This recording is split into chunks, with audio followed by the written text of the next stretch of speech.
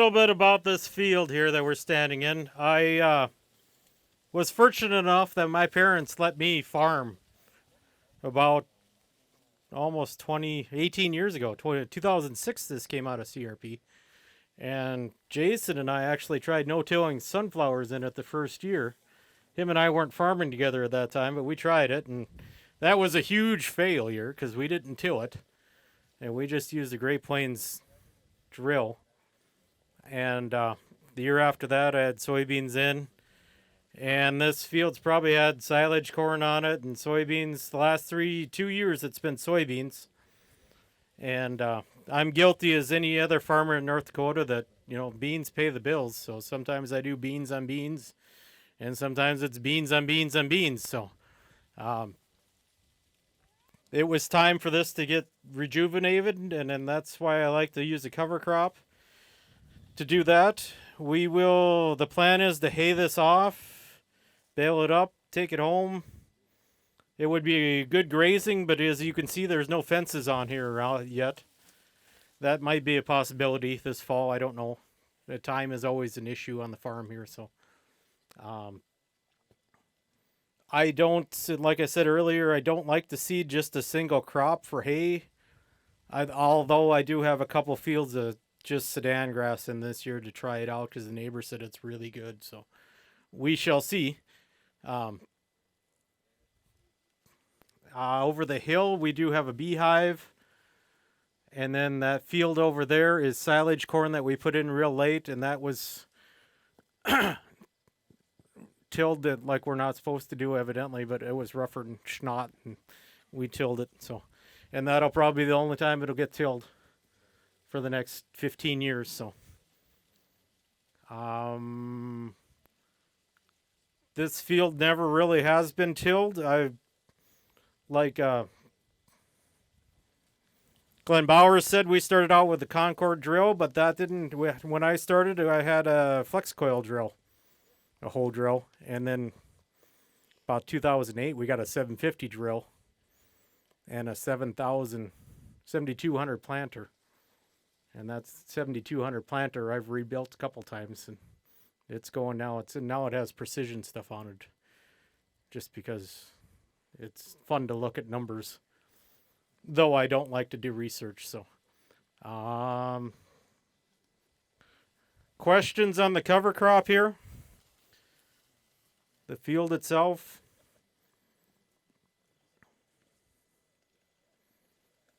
If not, I think I'll turn it over to Jay or Lance.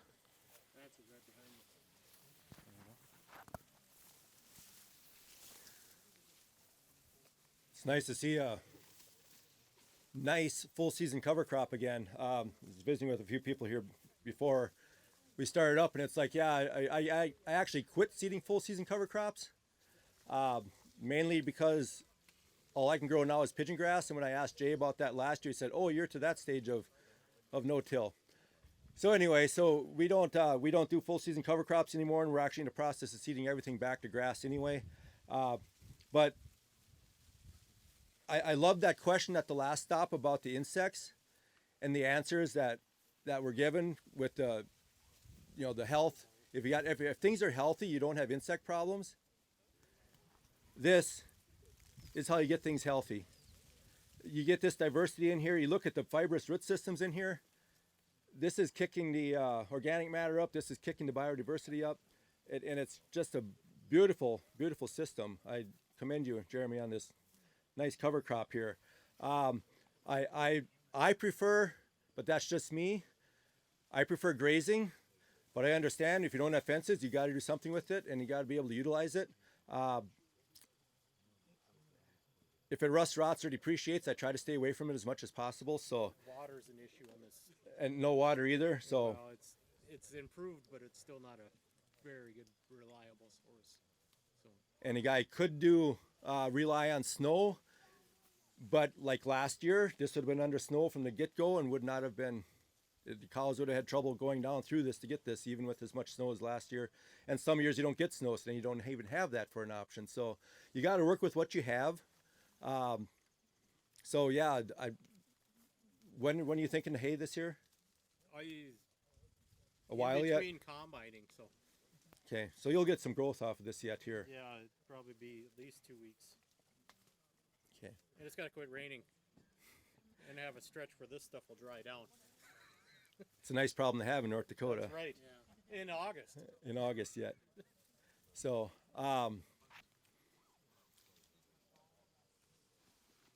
yeah, there's nice diversity in this field all the way through. You know, you can, what you said, it was a 9-species mix, and I think you can just about find every species without having to walk very far at all. That's not including the other 15 of weeds that are in here. That's the other reason I like to do this, is I can mow the weeds off and they'll be gone. I think it was Neil Dennis told me one time, he said there's no such thing as a weed. Everything is a forage. Cattle will utilize it. Absolutely. So it's diversity again.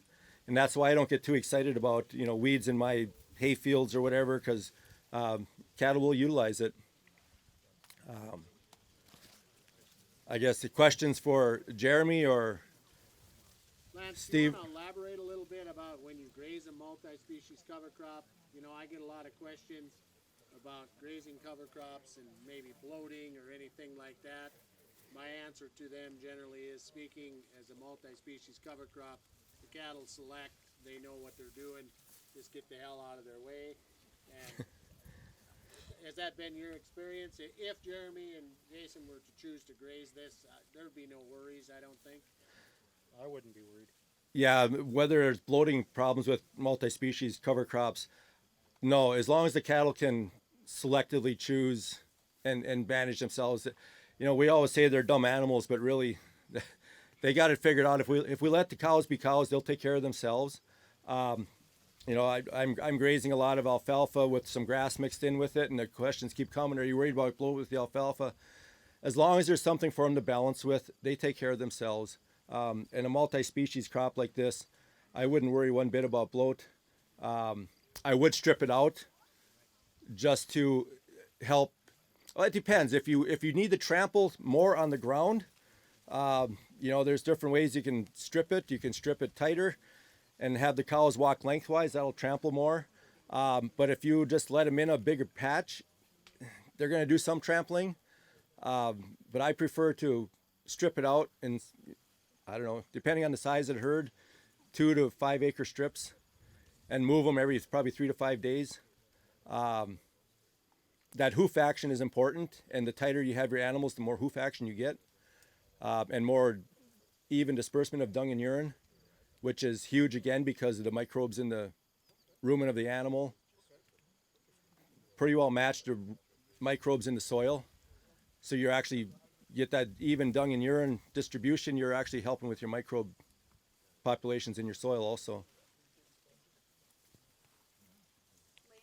When would you turn out on something like this with your herd? Would you graze in season while it's still growing? Would you wait till after frost? Knowing snow could be an issue. We would always typically wait till after frost. We did one year. We had a 60 acre field one year, half-mile long. We seeded half of it into corn, and the other half we seeded into a full season mix like that. And then we stripped across the field, and we did that in season. And we did that with yearlings, and the gains were phenomenal. But typically we would save something like this for after frost, because we calve May, June, and we don't wean until usually late November, December at the earliest. So that gives that little extra boost for the cows and the calves.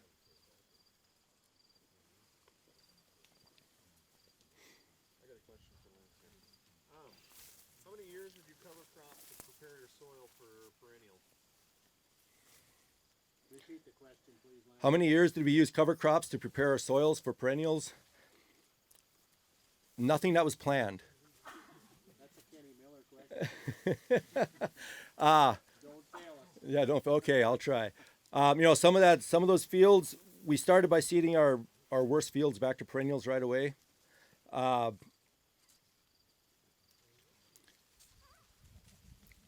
We never really prepared them with the intent of seeding cover crops to prepare the soil, because back a lot of that stuff was long before we ever understood a lot of soil health. But now we're preparing the soils after we got them in perennials by not haying them every year. We've come to the conclusion in observing that if we hay about every third or fourth year, it does phenomenal. Last couple of years, we did hay a couple of fields twice in a row, and the production was absolutely horrible on there. We actually had one field we hayed for the first time in 10 years last year, and the production was horrible this year. There's something about grazing that just stimulates growth and keeps because you keep your leaves there, so you got solar panels keeping the plant growing and everything. It depends on, are you going strictly grass, or are you going with a grass alfalfa mix? What are you thinking? No, I'd go native. Oh, a native seeding? I've done one native seeding, and it was during a drought, and it was only 16 acres, and that was a failure at best. So we've always gone with a cool season alfalfa mix. 3 years ago now, we did seed one that was about 60% native, and that was pretty much a grass alfalfa for many years, but it was hayed year after year. We sprayed it out and went right back into the native mix. And one more question, maybe. Why? Why are you going out of crop production into perennial? I don't claim to be a farmer. Why am I going out of crop production into grasses and cattle? I'm not a grain farmer. I used to love sitting behind the wheel of a tractor. I could do it for 16, 18 hours a day and loved it. And now I hate it. So I would much rather move polywire and go out and look at my cows and look at my grass, let them do the work. So that's why we're kind of venturing back to that. My machinery is wore out, and to upgrade it to functionable again is going to be thousands of dollars more than what I want to spend. So it's just easier just to let nature do it and manage it with the cattle. Lance, I do have a comment for him. Oh, yes. Oh, Got it. nice catch. I know, I don't mean to break it. There's been some research coming out of the Noble Research Institute out of Ardmore, Oklahoma, in regards to your question. Now, the researcher who was conducting the research is no longer there, but what they were doing is they were working on doing the cover cropping prior to seeding back into native. Our native grasses, our native systems, developed under a very high mycorrhizal fungi community. And their theory was to build that mycorrhizal fungi community will help establishment. He was 3 to 4 years in his project, and he was seeing benefits from that, by going from a bacterial driven community to that mycorrhizal fungi community, which that's where the native seeds developed under across the prairies naturally. So Several years back, we did partake in a study of, your old hay fields, they convert to just straight brome grass. And if you hay them every year, you might get a third to half a bale an acre. And if you hay every other year, you might get a bale and a quarter. And so the study was to reconvert these fields back into better production by using cover crops. And it was a 3-year study. We sprayed out the brome grass, seeded the cover crops for 3 years in a row. Out of those 3 years, I only got it grazed once. Otherwise, it just stood there for wildlife and putting organic matter back into the soil. And the 3rd year, I threw the alfalfa and grass seed in with the cover crop mix, and the production's been phenomenal ever since. So it went from pretty much zero production with brome grass to rejuvenating the soil with cover crops, and that was a 3-year study. I would think if you could do it longer than that, you're going to benefit more. The more you can do it, the more you're going to benefit it. But yeah, for us, that was a 3-year study, and it worked really well. And is your intent to keep it in that alfalfa? I'm just concerned with the molehills and whatnot. Alfalfa is making it rough and bumpy. Yeah. It's so our hope is that we can hay it about every 4 years, once every 4 years, and graze it the other 3. And yeah, seems like after some of our stuff that's been old hay land that's been grazed for 10, 12, 15 years already, it's just rough. You couldn't even think about haying it again if you wanted to. But as we get further away from it, we're starting to buy hay from the neighbors instead of putting it up ourselves anyway. just to save on costs and time. Any questions for Lance yet? Steve Groff? I was going to say, where's Steve at? Oh, there he is. Well, a question I have here, do you like this seeding rate? I'm not saying it's good, bad, or too much, too less. I'm just asking. It's always a guess when I do it. Right. I can relate to that. But is this a good seeding rate? I'm just asking the question for our own edification here. Personally, I would have it higher, or A little bit higher? my recommendation. Especially if you would have known they were going to get the rain they got in the last. I would have done it higher anyway. All right. That's what I was inclined to think, but this is all a part of learning. So go ahead. One of the things that we tend to do, Steve, and this is in the cover crop community, and we've done it at the USDA level and in the cover crop world, we tend to lower our rates some to adjust for pricing. Sure. And to me, that's always been kind of a mistake. And I learned at the hand of the master, who's not with us today, that we referred to a couple times. And of course, his rates were always up there. And of course, that costs. So some things to think about. Yeah, and on the other side of that coin, though, is if moisture would be scarce, then we would say this is a good rate. The other thing I've seen too is you're further along the soil health or your field is healthier, you can get by, if that's the right term, with less seed and get the desired effect. And that's where I like to make the statement, the rules of the game change as it's being played. Yeah. And so that's why every farmer has to learn to observe. It's the art that I talked about over there before. You just have to constantly observe what's going on and then you tweak. Keep tweaking. It's never done. It's never done. The journey, there's no finish line for this. As long as you're, upright and in management position, you never get to the point, this is the prescription to use, because it can vary on field to field, farm to farm. And, I like what Dwayne Beck used to say sometimes. People ask, what cover crop should I plant? His response was, do you want me to pick your spouse? So, and there is some truth to that. You have to do the, observe and so forth. So, other questions? I got a question. Oh, Blake's on next. So Lance, Yes. can you help the audience understand perhaps the endurance of ridicule from your peer group as you've started to, go off the deep end into this soil health journey? How have you endured that sort of ridicule, the questions, whether they're at church, your family, the coffee shop? How's that all played out to date? That's always an interesting topic. When we first started out, thankfully Burley County was running their soil health workshops, but it was still new. Like I said, I meant Channing Miller was mentioned earlier. I mentioned Gene Govan earlier. These guys have been doing it since early 1980s, but Kenny was an hour and 20 minutes away. Gene was 2.5 hours away. We had to create that network, and a lot of our network actually was the Faro discussion group, and they were all over the United States because they were so far and few between. But it's that support, because our neighbors would just kind of look at us and they would never say anything to us, but we knew we were providing coffee shop talk. Even my dad, when we were blessed. We were blessed when we took over in 1993. Dad says, I'm here for advice. I will not tell you how to farm.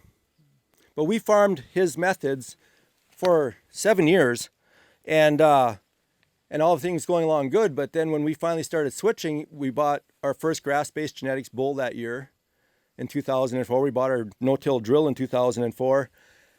And Dad never told us anything, but we always heard through Mom.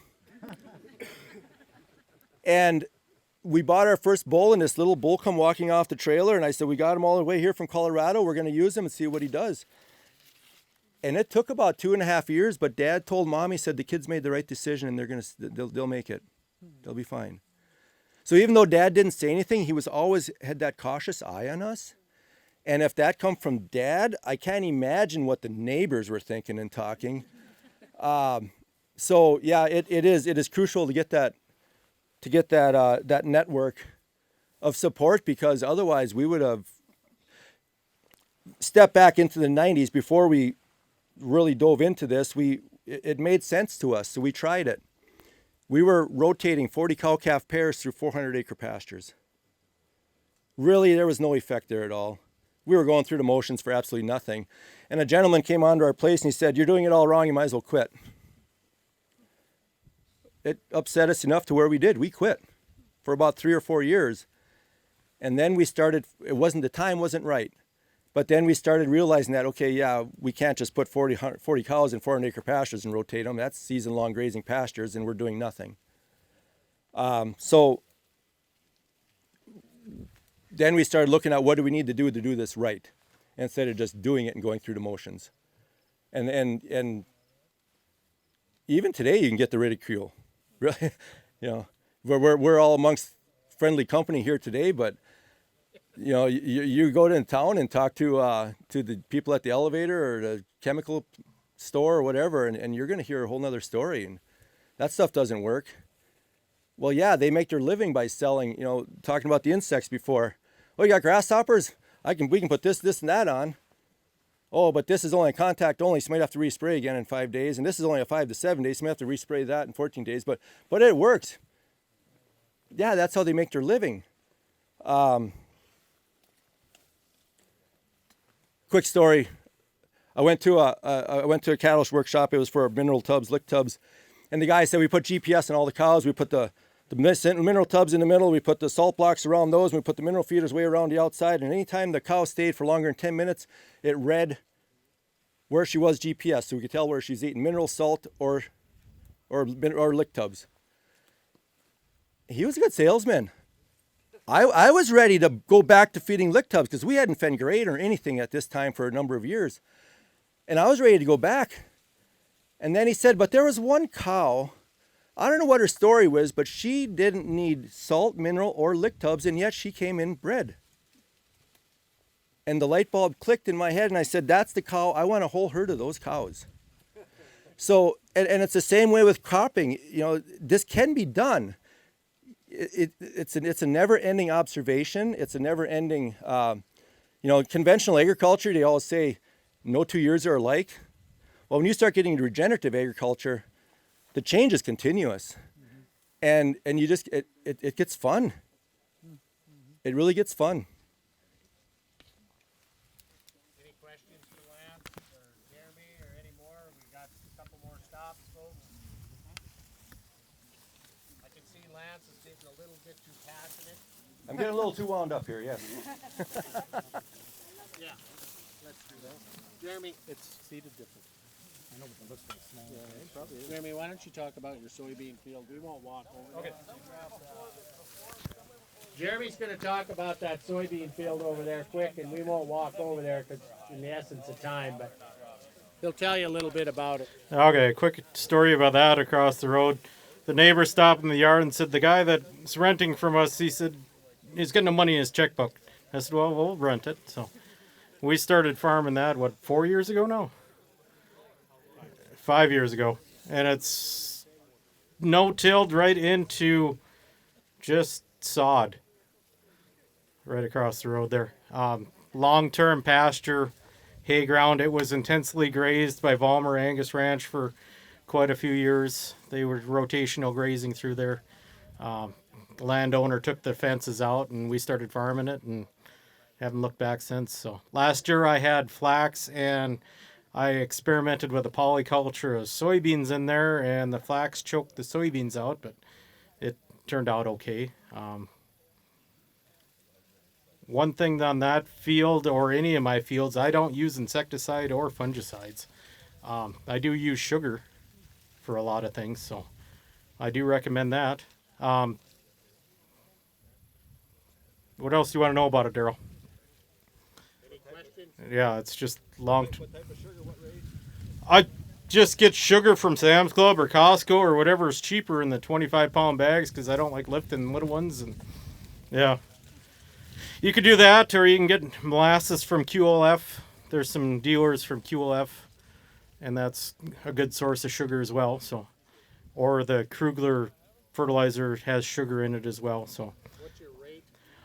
when I use sugar, I'll throw that in with herbicides or when I'm seeding. I haven't for the last 2 years because I've changed different products, but before I was putting a pound an acre down. So pretty simple. Dump it in, it dissolves easy. So just like AMS would in a sprayer. So, but I don't know what else to say about the beans. So I mean, they look so spectacular since we got a rain. So they were looking pretty dry when Daryl was out checking this field out a week and a half ago. He's like, oh, I don't know. We'll stop here, but it's not going to look good. But yeah, what do I know? A little rain makes everybody look like a good farmer. So.